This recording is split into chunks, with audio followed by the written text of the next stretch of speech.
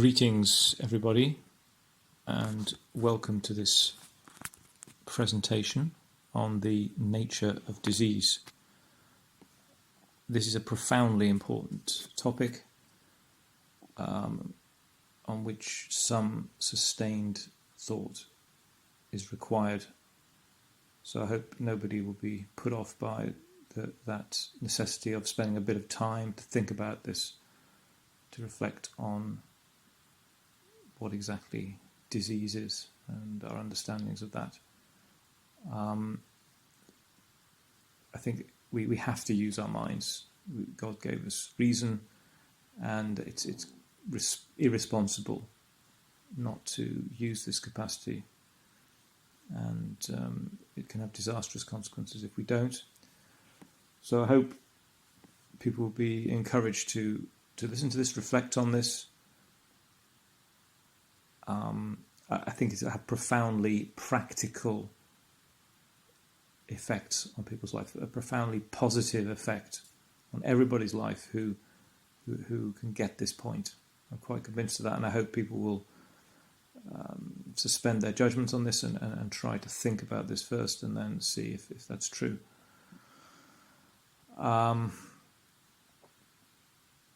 So, as you can see, this is to do with issues regarding healthcare,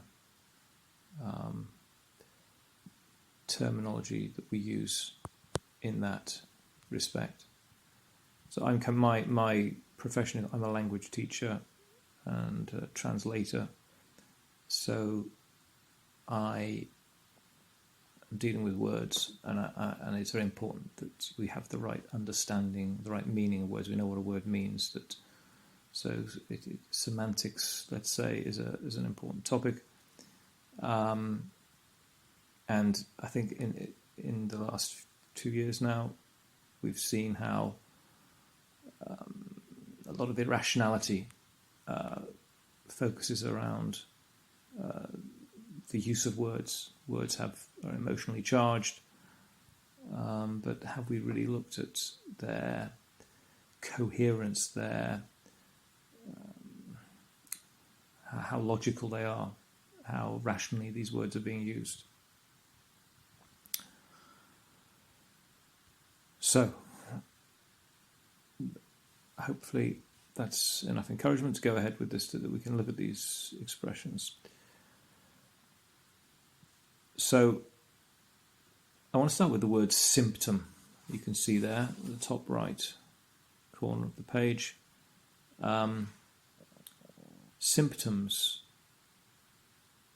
This means that they come with something. In effect, they are the sign of something else, right?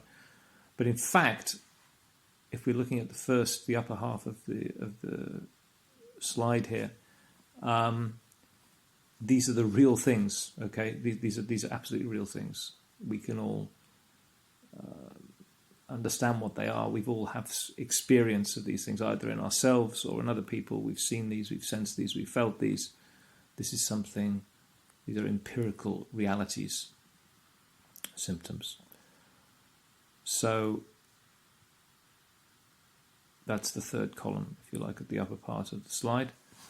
The central column is diseases. Now, these are the words, the key words, the buzzwords that we hear all the time, every day. But the question is, what are these things? What exactly is influenza, COVID-19, common cold? These are not the symptoms, okay? The symptoms are distinguished from the disease. If you look at language, we're talking about two different things here. We're not talking about the same things. Not least because you can have the same symptoms for different diseases. So therefore, they can't be identical with each other. And then the first column is pathogens. I don't really want to go into great detail on this in this presentation. Suffice it to say that these are also distinct from diseases.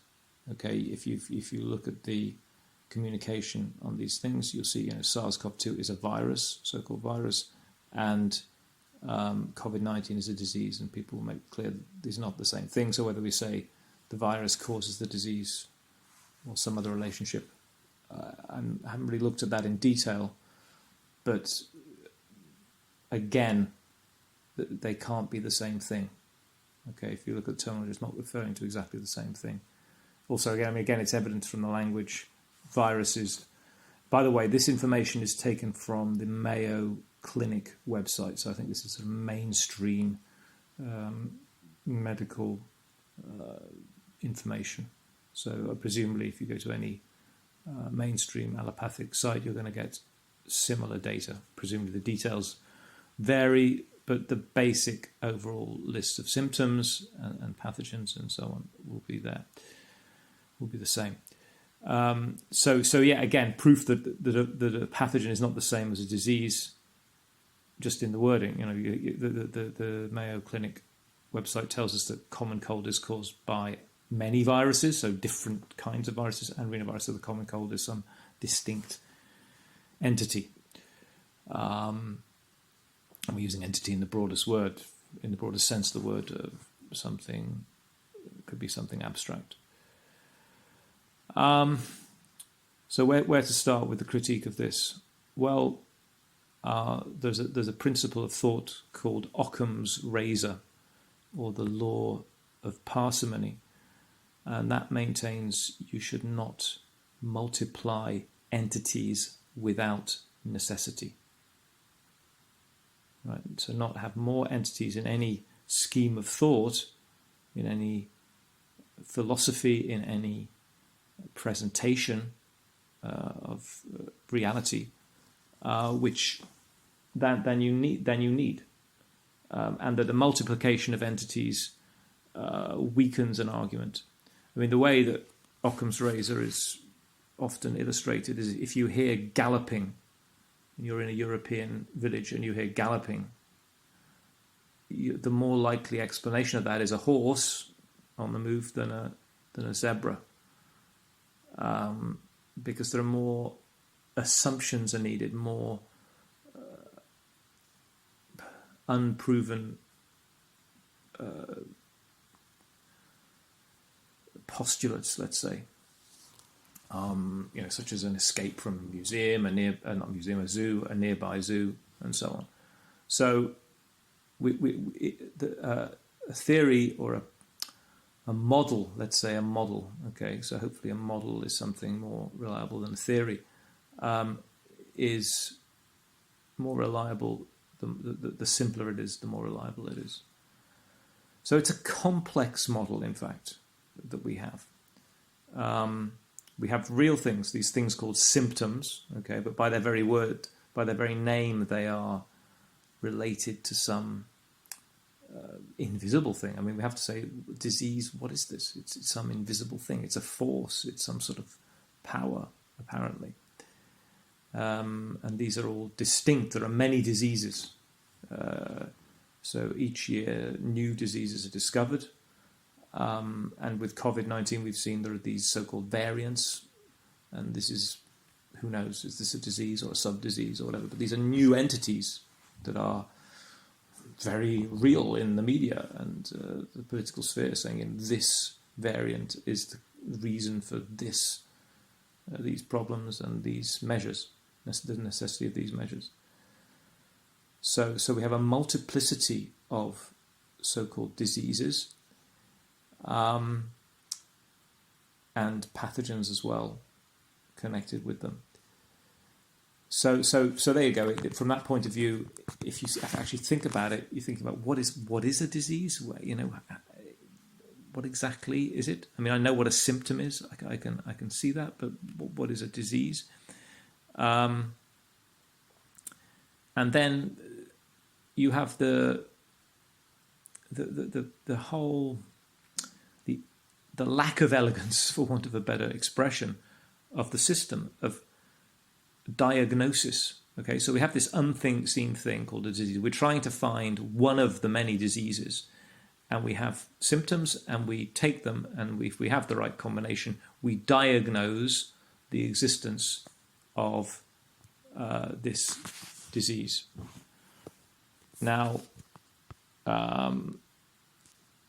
what I've done here is taken the list of symptoms from the Mayo Clinic website. And I've listed those which appear for all three so-called diseases, influenza, COVID-19, and common cold, and those which appear in the list for each disease, for all of them. And that's in orange at the top. So fever, cough, aches, sore throat, runny nose, headache, these all appear in the list for each of those diseases, right? So if you've got those, you may have influenza, COVID-19, or the common cold, apparently. The second grouping is ones which appear in the list for two of the disorders, and that I've highlighted in yellow. So if you have chills, tiredness, vomiting, diarrhea, shortness of breath, it may be influenza, it may be COVID-19. And then there is stuffy nose, which may indicate influenza or a common cold. And then besides that, in the blue are which are specific to the said disease. So already, as a practical scheme, it seems pretty problematic. It's down to the judgment of a physician, and well, can they really master all these things? And is that a sufficient scheme to make a diagnosis? And that's why these are just examples of just three diseases. I mean, there are, of course, thousands. So how sure can we be? And that's why, of course, you get so many different diagnoses from different doctors, because it's unwieldy. There are so many factors involved. So that's what you have. And in contrast, I'd present a scheme which only has really one abstract concept in it. Okay, so a disease, the idea of a distinct disease, by the way, it's a distinctly existing entity. It's also an aggressive entity. That's a very important point, that it's some sort of negative force, this disease. So we have the let's call it the mainstream view is you have a mass of aggressive forces, these invisible, abstract, aggressive forces, which are producing what are called symptoms. And then besides that, so that's a huge number of abstract entities. And besides that, you have these other entities called pathogens, viruses, bacteria, and so on, which I don't think these are claimed for every disease, but for the sort of mainstream disease, especially of our days, these are the ones we hear about. And viruses is the big one now. Now, there's a lot of money on the table for anyone to give a positive, absolute evidence of the existence of a virus, in the sense that it's used as this microentity which actually causes, let's say, symptoms, causes disease, causes symptoms, which would require simply to isolate the virus, to have it just the virus, and then introduce that to a healthy person, and that healthy person to become sick with the symptoms of the disease. And this has not been done. We have all sorts of papers, but the papers, there's no isolation in the papers, and there's no controlled experiment. In fact, I mean, there's three things about it. There's no isolation. There's only in vitro, anyway, in the test tube, in the Petri dish, and there's no control experiment. So they haven't done the same experiment without the sample. And so the experiments have been done that way, and the same effect is actually created without the sample that has been already shown.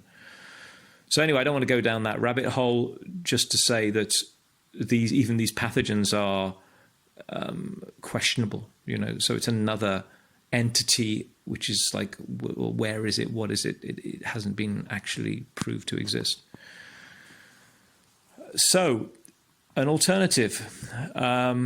Well, people have been thinking about this for hundreds of years, and I would say over the last 200 years, clearly, explicitly, learnedly, expressing an alternative view of health reality.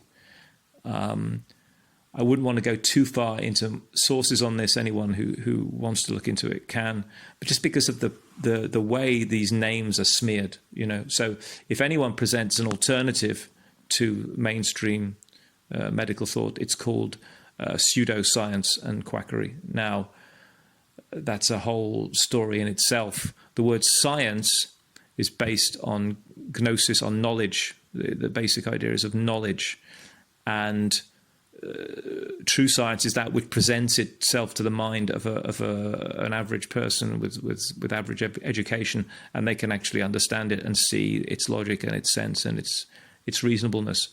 But a lot of science is not really that. It's very technical, very jargon based material. And so the common person is just, what's this all about? But the basic principles are not addressed. The basic obvious thing, as I said, with proving the existence of a pathogen, basic logic of what that would involve. It's not put out in black and white and said we did this and we show it. Instead, you're presented with some impenetrable academic jargonese, and that's supposed to prove something. So, just to protect the names of the people. I mean, for example, this term biogony that you can see there, there's a very great thinker who developed this. And hopefully we'll be referring to him in the future. But there's only one name I'd actually want to mention, who's somebody who I don't think you can't really label and slander this person, because that's Florence Nightingale, who's really greatly respected because she was a great, philanthropist in the true sense, that she went and helped people. She went and everybody accepts that and knows that, and you can't escape that. And she went, if you read her writings, she was going down this path. So anyway, but here we have, in terms of Occam's razor, this is something which is infinitely, infinitely preferable, because we only have one abstract concept here, something we can't actually see. We can define, but we can't see and experience in the same way we experience a cough or a cold. And that concept is vital energy. There at the center, innate tendency to maximize vitality and retain a state of equilibrium. Okay, so a bit of patience is needed at this stage. We're defining terms. We're trying to find the best terminology. We're under attack from a jealous establishment. But let's start there. Let's start with that. Enervating factors. Well, these are visible things. These are things we toxin. We know what a toxin is. We know what a poison is. Something that cannot be metabolized, that causes damage to the organism. We know what excess consumption is. We can see that. We know what inadequate consumption, what inadequate nutrition is, and we know about stresses like overwork, maybe strong environmental factors. We can see these. We can understand them. So we only have one entity, if you like, introduced here. And we have the same entities on the right, these visible physical phenomena, which are generally called symptoms, but we're wanting to detach these from some imagined or proposed, theorized entity called a disease, and we just want to refer to them in and of themselves as an action of life. Okay, so here we're saying there's a vital energy. The body tends to restore balance and health. And so a biogony, we got the Greek word bios, vios, to pronounce it correctly, agonizo, to struggle. So to struggle towards life, and energy an action, working towards life. So these are special actions of the body to maximize vitality by removing toxins, which is probably the most common reason that these things are happening to us. Reallocating resources. This is in the case of starvation, malnutrition, that we get bodily phenomena because the body is trying to use the diminishing resources to make sure that the organism as a whole is operating. And then any other equilibrium issues. I mean, whether we define smoke, coughing out smoke or sneezing out dust, is that a toxin or is that it's something different probably? So again, we need to look down semantic paths to sort that out. So as I say, these are usually described as symptoms, but they are in fact the body's constructive response to enervating factors. So that's it. So you have one principle, this vital energy, and it's manifested in this multiplicity of phenomena. So we're saying these are not the result of a multitude of destructive forces, but they are produced by the operation of a single energy working towards the maximization of the overall efficiency of the body's functioning. Now, this is really a revolutionary concept.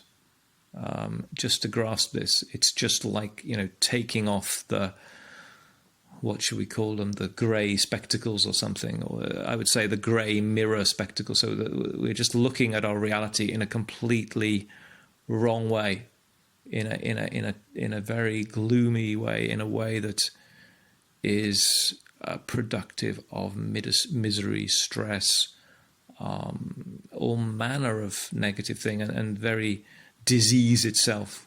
Yeah, let's use the word disease in the broad sense of these unpleasant phenomena we experience, but not that we have these abstract notions which are so undefinable. I mean, I think anyone who's experienced diagnosis knows that, it could be this, it could be that, but if we just have one principle operating, then everyone's different. As we know, everybody's sickness is different, isn't it? Nobody's exactly the same. So this whole thing of labeling it is based on a false interpretation and is open to massive abuse. And of course, that's what we've seen for the past nearly 2 years now, that there's some other agenda by calling combinations of symptoms by a particular name. You can then justify all sorts of extreme public policy. So I hope that you've been able to stay with me through this and that you can see my point, or at least begin to see it, that something might somehow sort of ring some sort of bell, set some chains of thoughts going. And of course, I'm very open to constructive comment, abusive comment. You can forget that. There's no need for that. It doesn't achieve anything. But any constructive thoughts on this, look forward to hearing that, and hopefully see you in another presentation fairly soon. Thanks for your attention.